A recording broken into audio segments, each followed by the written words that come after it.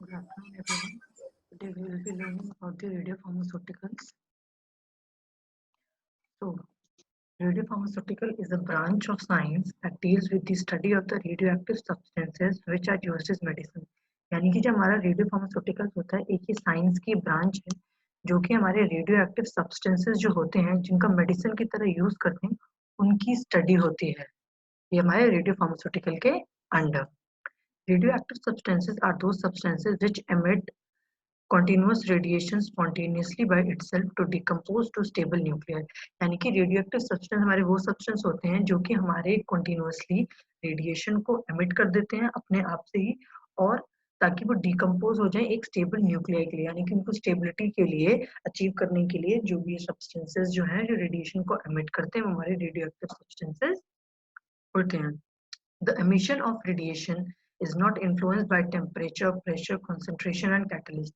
और जो ये रेडिएशन की एमिशन होती है ये कभी भी हमारे temperature, pressure, concentration and catalyst के ऊपर बिल्कुल डिपेंड नहीं करती है। Next is radioactivity. It is a natural and spontaneous process by which the unstable atom of one element emits or radiates excess energy in the form of particles or waves।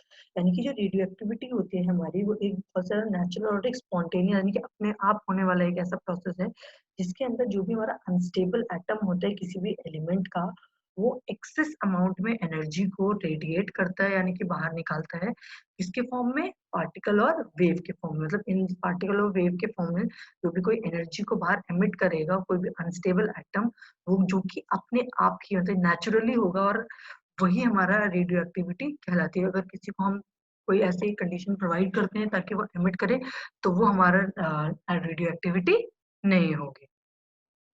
The emitted particles or waves are called ionizing radiation because they have the ability to remove electrons। यानी कि जो भी हम particles जो या waves जो हमारी emit होती हैं हम इनको हमेशा आयोनाइजिंग रेडिएशंस बोलते हैं। क्यों? क्योंकि इनकी इतनी ज्यादा एबिलिटी होती है, इनकी इनकी कैपेसिटी होती है कि ये जो इलेक्ट्रॉन्स हैं इसको ये रिमूव कर देते हैं from the atom of any other matter they interact with. जिस भी एटम के साथ वो रिएक्ट करते हैं मैटर के साथ उसके साथ उसको वो रिमूव इलेक्ट्रॉन कर देते हैं। The most common form of radiation emitted has been traditionally classified as। अब जो हमारी ये रेडिएशन जो एमिट होती है इनको ट्रेडिशनली इनके पहले से ही हम इनको क्लासिफाई करते हैं तीन रेज में। पहली है अल्फा रेज, सेकंड है बीटा रेज, थर्ड है गामा रेज। ये तीन टाइप की जो रेज है वो हमेशा कोई भी जो रेडियो एक्टिव एलिमेंट है वो इन तीनों को एमिट करता है। अब आता है हमारा रेडियो एक्टिव रेज में हम सबसे पहले पढ़ेंगे अल्फा रेज के बारे में। तो अल्फा रेज की प्रॉपर्टीज होती हैं। तो alpha particles are the heaviest as they are produced when the heaviest element decay.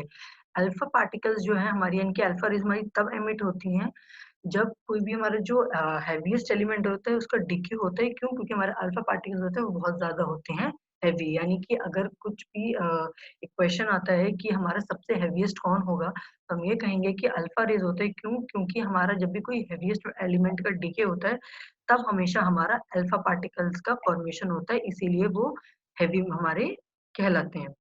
Second is they are not waves but high energy particles which are expelled from the unstable nuclei। Second चीज ये है कि ये हमारी जो alpha जो raise होती है हमारी वेव्स नहीं होती हैं, ये हमारे पार्टिकल्स होते हैं। क्यों? क्योंकि ये बहुत ज्यादा हाई एनर्जी पार्टिकल्स होते हैं और ये हमेशा एक अनस्टेबल न्यूक्लियाई से एक्सपेल होते हैं। Third, they are similar to helium atom and contains two protons and two neutrons having a mass of 4 mu। यानी कि ये जो हमारा अल्फा पार्टिकल्स जो होते हैं ये हमेशा हमारे हीलियम एटम के से सिमिलर ही होते हैं, और इसके अंदर दो प्रोटॉन और दो न्यूट्रॉन प्रेजेंट होते हैं जिसका जो मास होता है वो 4 mu होता है। ये देखो जैसे हमारी ये 4 हीलियम लिखा हुआ है, ये इसका एटॉमिक मास है, ये इसका एटॉमिक नंबर हुआ, और ये हो गया, ये हमारा इक्वल होता है हमेशा अल्फा पार्टिकल के। Fourth is these particles are large and heavy in nature so cannot penetrate but easily get absorbed। अब ये जो हमारे पार्टिकल्स होते हैं काफी ज्यादा बड़े होते हैं और हैवी होते हैं नेचर में, तो ये किसी के अंदर पेनिट्रेट नहीं कर पाते हैं बट ये हमेशा इजीली तरीके से एब्जॉर्ब हो जाते हैं। Next is due to less penetration of alpha particles, elements which emit them do not find any use in biological application as they cannot penetrate tissue। अब क्योंकि हमारा हमने ये बात बोली कि हमारे ये पेनिट्रेट नहीं हो पाते हैं इजीली लेकिन एब्जॉर्ब हो जाते हैं अब हमारा जो अल्फा पार्टिकल है वो पेनिट्रेट कर नहीं पा रहा है। तो जो ऐसे एलिमेंट्स हैं जो हमारे अल्फा पार्टिकल्स को एमिट करते हैं, तो उसको हम बायोलॉजिकली उसके एप्लीकेशन नहीं मिल पाते हमें। क्यों? क्योंकि वो हमारे टिश्यूज के अंदर पेनिट्रेट नहीं कर पाते। इसमें एग्जाम्पल हमारा ये रेडियम है 226/88। इसका जो हमारा डिकम्पोजिशन हुआ तो ये Rn 228 और ये हीलियम हमारा एटम यहाँ पे बन गया। अब ये हीलियम एटम हमने पहले ही बोला कि जो हमारा हीलियम एटम है वो हमारा अल्फा पार्टिकल के इक्वल है। जब हमारा ये हीलियम बन गया यहाँ पे तो ये हमारा पता चल गया कि हमारा ये अल्फा पार्टिकल का रिलीज हो गया है। Next, they get deflected in electrical and magnetic field. जब भी हमारा कोई इलेक्ट्रिकल और मैग्नेटिक फील्ड इसके आसपास आता है तो ये जो हमारे अल्फा पार्टिकल्स हैं वो डिफ्लेक्ट हो जाते हैं। Next, they produce fluorescence and phosphorescence in some materials such as zinc sulphide. अब जब भी हमारे ये जो भी अल्फा पार्टिकल का जो है वो जिंक सल्फाइड के साथ या किसी भी मटेरियल के साथ कांटेक्ट में आएगा तो ये हमेशा फ्लोरेसेंस एंड फॉस्फोरेसेंस यानी कि कोई भी लाइट इल्यूमिनेशन जो है वो हमेशा प्रोड्यूस करेगा, हमेशा वो चमकता हुआ हमें दिखाई देगा। Next, they ionise the gas through which they pass and can penetrate through matter. ये जिस भी गैस के थ्रू आयोनाइज हो जाते हैं उसके थ्रू ये पास कर जाते हैं और वो पेनिट्रेट कर जाते हैं मैटर के अंदर। their energy is about 6 millivolt। और जो इनकी एनर्जी होती है, जो हम कह रहे हैं कि इनकी बहुत ज्यादा हाई एनर्जी होती है, तो वो हाई एनर्जी हमारी कितनी होती है? 6 मिलीवोल्ट के इक्वल हो जाती है। नेक्स्ट, अभी तक हमने अल्फा पार्टिकल्स की प्रॉपर्टीज पढ़ी। अब हम पढ़ रहे हैं बीटा पार्टिकल, बीटा रेज जो है हमारा उसकी properties. They are much lighter energy particles and have less ionising power than alpha particle. यार ये बीटा रेज जो होती है ये बहुत ही हमारी लाइट एनर्जी पार्टिकल्स होती हैं और जो इनकी आयोनाइजिंग पावर होती है वो अल्फा पार्टिकल्स से क्या होती है? कम होती है। क्योंकि हमने बोला कि अल्फा पार्टिकल्स हमारे सबसे ज्यादा भारी होते हैं, तो जो भी हमारे ये बीटा और गामा पार्टिकल्स होंगे ये सब हमारे क्या होंगे? लाइटर होंगे अल्फा पार्टिकल्स में। Next, beta particles are 8000 times smaller than the alpha particle. यानी कि जो हमारे अल्फा पार्टिकल्स का साइज होता है उससे हमारा जो बीटा पार्टिकल होता है वो 8000 टाइम छोटा होता है। नेक्स्ट, ये हमारा कार्बन दिया हुआ है, कार्बन का 14/6 दिया हुआ है। इसका एक आइसोटोप हो गया कार्बन का, क्योंकि 12/6 हमारा कार्बन होता है, हमने 14 लिखा है तो यानी कि हमारा एक हमने कार्बन का आइसोटोप लिया हुआ है। इसका जब डिकम्पोजिशन हो रहा है तो ये हमारा एक नाइट्रोजन है और एक ही हमारा बीटा पार्टिकल के अंदर ये हमारा डिसोसिएट हो जाता है। Next, beta particles have negligible masses and about 1/1836 than that of hydrogen ion and are high speed electron। यानी बीटा पार्टिकल्स होता है इनका मास जो होता है वो बहुत ज्यादा कम होता है, नेग्लिजिबल है, हम इसे काउंट भी नहीं कर सकते। और इसका जो मतलब कितना होगा, हाइड्रोजन आयन जो होता है उससे 1/1836 उतनी वैल्यू होती है इसकी, जो हमारी बीटा पार्टिकल होती है इसके मास की। और लेकिन ये हमारे बहुत ही हाई स्पीड इलेक्ट्रॉन होता है, इनकी जो स्पीड होती है पेनिट्रेशन की किसी भी चीज की वो काफी ज्यादा हाई होती है। Next, they get deflected in electrical and magnetic field. यानी कि जब भी हमारा कोई electrical and magnetic field applied होगी तो हमारा बीटा का पार्टिकल जो है वो डिफ्लेक्ट हो जाएगा। जैसे सेम हमारा अल्फा पार्टिकल हमारा डिफ्लेक्ट कर रहा था इलेक्ट्रिकल और मैग्नेटिक फील्ड में, वैसे ही हमारा जो बीटा पार्टिकल जो है वो भी डिफ्लेक्ट कर जाएगा हमारा, जब हमारा इलेक्ट्रिकल और मैग्नेटिक फील्ड अप्लाई होगी। They ionise the gas through which they pass and can penetrate through matter. ये आयोनाइज कर जाते हैं गैस के थ्रू जो, और फिर वो पास कर जाते हैं और पेनिट्रेट कर जाते हैं हमारे मैटर के अंदर से। The penetrating power is 100 times more than that of alpha particles, but ionizing strength is 1/100 of alpha particles।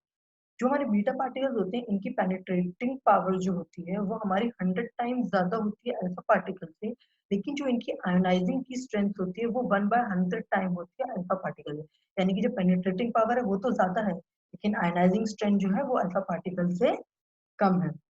They produce fluorescence and phosphorescence in some material such as zinc sulphide. Same जैसे कि हमारा alpha particle जो है वो भी हमें fluorescence and फास्फोरेसेंस दे रहा था जिंक सल्फाइड या उसके तरीके की मटेरियल, हमारा बीटा पार्टिकल भी है वो हमें फ्लोरेसेंस और फास्फोरेसेंस प्रोवाइड कर रहा है उस मटेरियल के साथ, जिसमें मटेरियल ने एग्जांपल लिया हुआ है जिंक सल्फाइड का। Last is their energy ranges from 2 to 3 millivolt. यानी कि जब हमने बोला कि हमारे पास जो अल्फा पार्टिकल था वो हमारा बहुत ज्यादा हाई रेंज थी, उसकी 6 मिलीवोल्ट रेंज थी, तो जब हमारे ये बीटा पार्टिकल आया इसकी जो एनर्जी की रेंज है वो हमारा 2 to 3 मिलीवोल्ट है। अब जो हमारा बीटा पार्टिकल होता है ये दो टाइप के होते हैं। पहला है हमारा इलेक्ट्रॉन एमिशन और निगेट्रॉन और दूसरा है हमारा पॉजिट्रॉन। तो ये हमारे इलेक्ट्रॉन एमिशन या हमारा निगेट्रॉन है ये है These are emitted by unstable nuclei in which neutrons are transformed into protons with beta emission.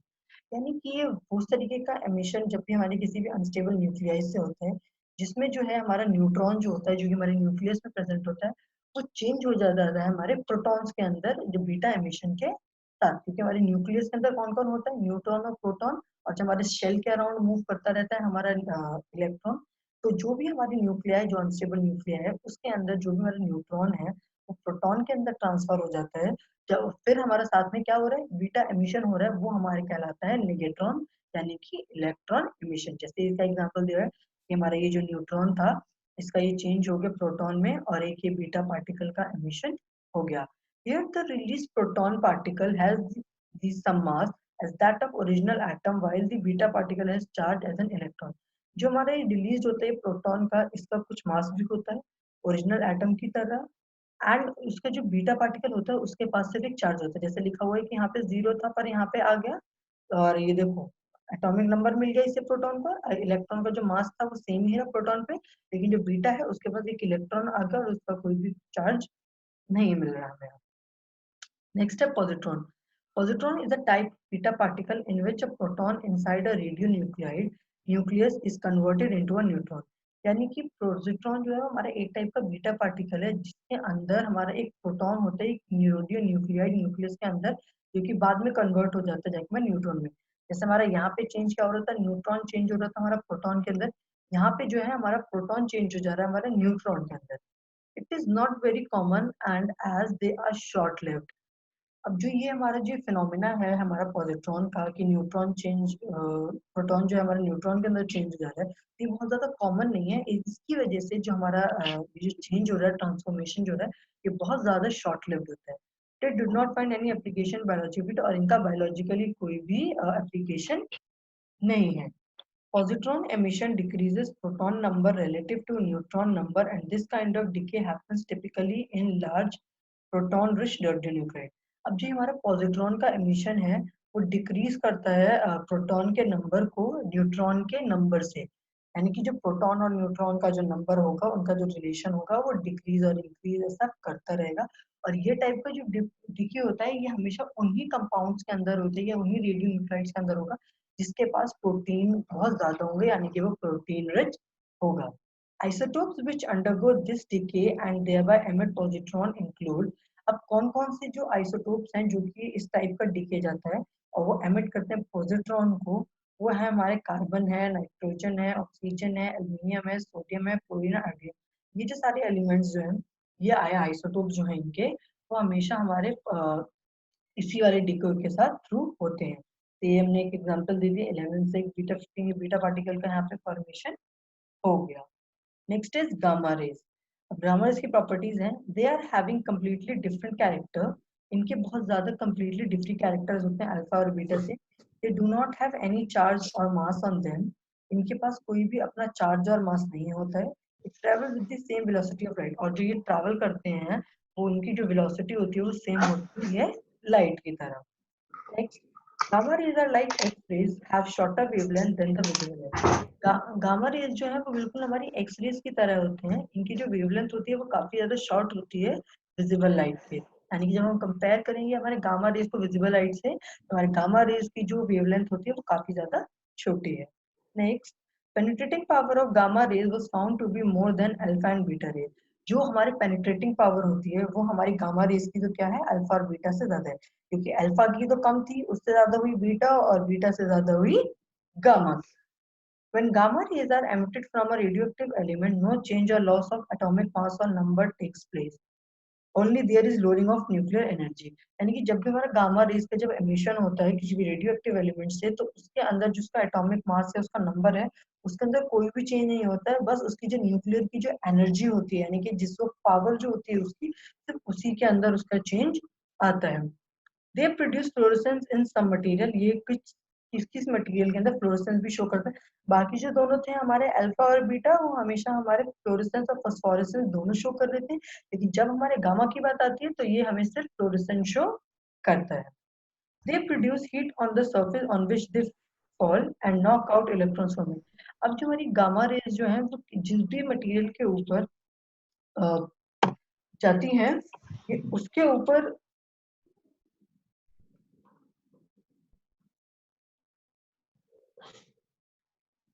जब भी ये किसी भी मटेरियल के ऊपर हमारी जाती हैं, ये फॉल करती हैं, तो ये वहां के सारे इलेक्ट्रॉन्स को हैं नॉकआउट कर देती है, यानी वहां से सारे अमाउंट को, जो इलेक्ट्रॉन्स है वहां से सारे अमाउंट को हटा देते हैं। Last is they can produce nuclear reaction, और ये हमेशा न्यूक्लियर रिएक्शन को प्रोड्यूस करते हैं, यानी कि जो भी न्यूक्लियर रिएक्टर्स में हमारे यूज किए जाते हैं एलिमेंट्स, वो हमेशा वही एलिमेंट्स होते हैं जो गामा वेव्स को या रेज को प्रोड्यूस करते हैं।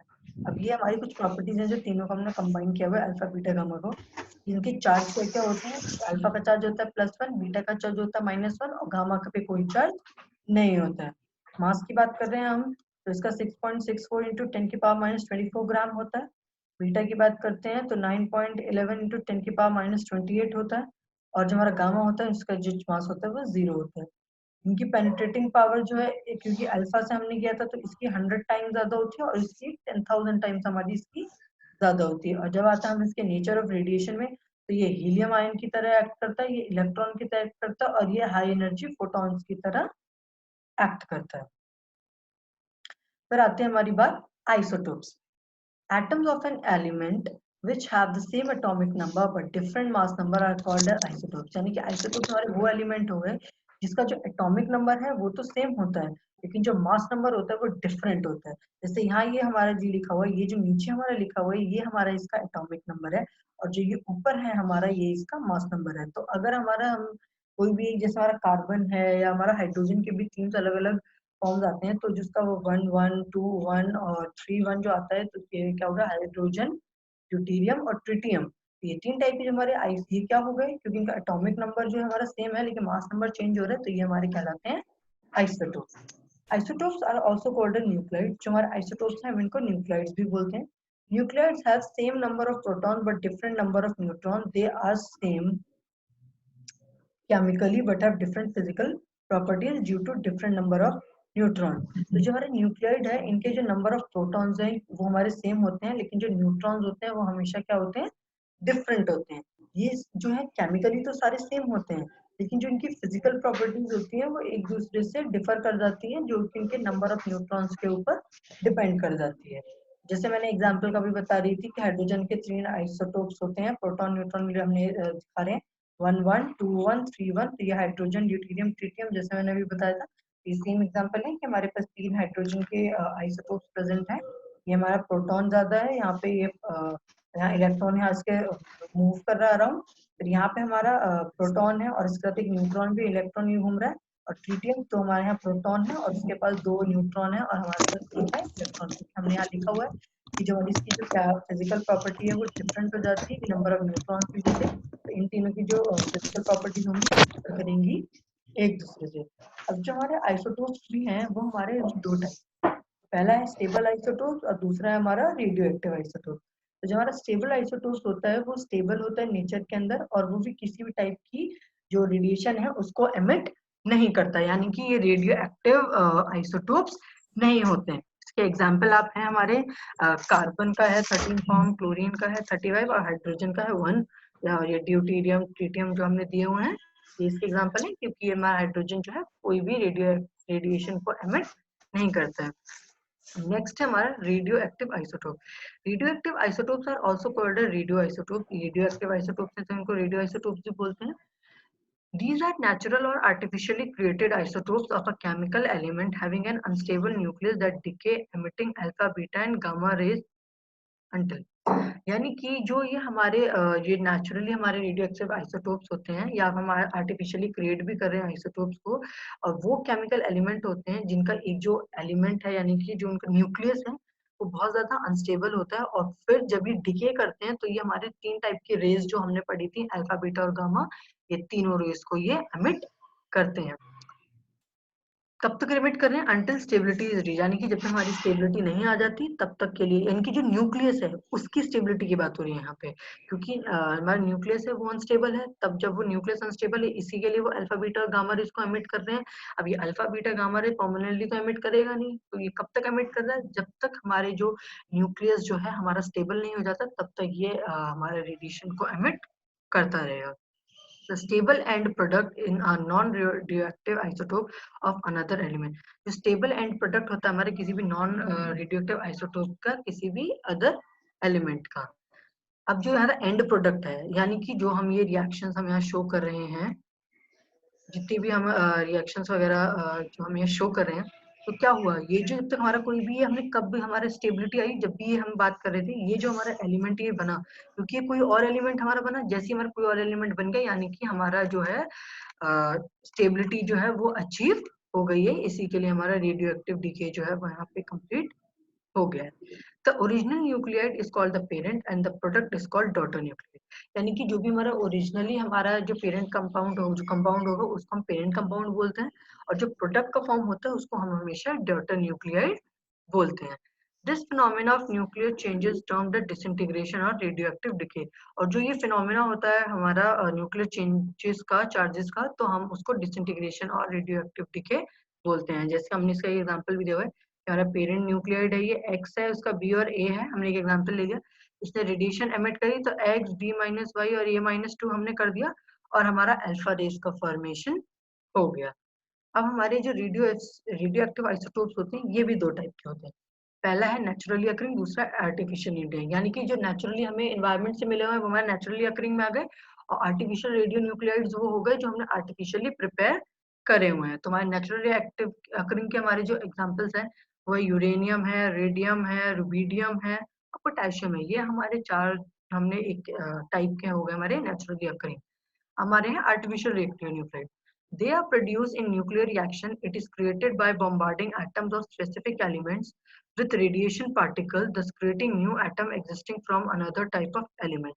यानी कि जो ये हमारे artificial radionuclides हैं ये प्रोड्यूस किए जाते हैं न्यूक्लियर रिएक्शंस में और ये कैसे हम क्रिएट करते हैं हम ये बॉम्बार्डिंग करते हैं हमारे किसी भी स्पेसिफिक एलिमेंट का रेडिएशन पार्टिकल्स के साथ जिसकी वजह से हमारा न्यू एटम की वजह से हमारा अनदर टाइप ऑफ कोई और एलिमेंट का फॉर्मेशन हो जाता है. यानी कि हमने बॉम्बार्ड कर दिया हमारे किसी भी एक पर्टिकुलर टाइप ऑफ हमारे एलिमेंट को और जब भी हम इसको बॉम्बार्ड कर देते हैं तो इसकी वजह से हमारा कोई एक न्यू एटम जो हमारा एग्जिस्टिंग एलिमेंट है उसमें से हमारे एक एलिमेंट का फॉर्मेशन हो जाता है. सैंपल इसका formation of radioactive isotope of phosphorus by bombarding aluminium with alpha particle.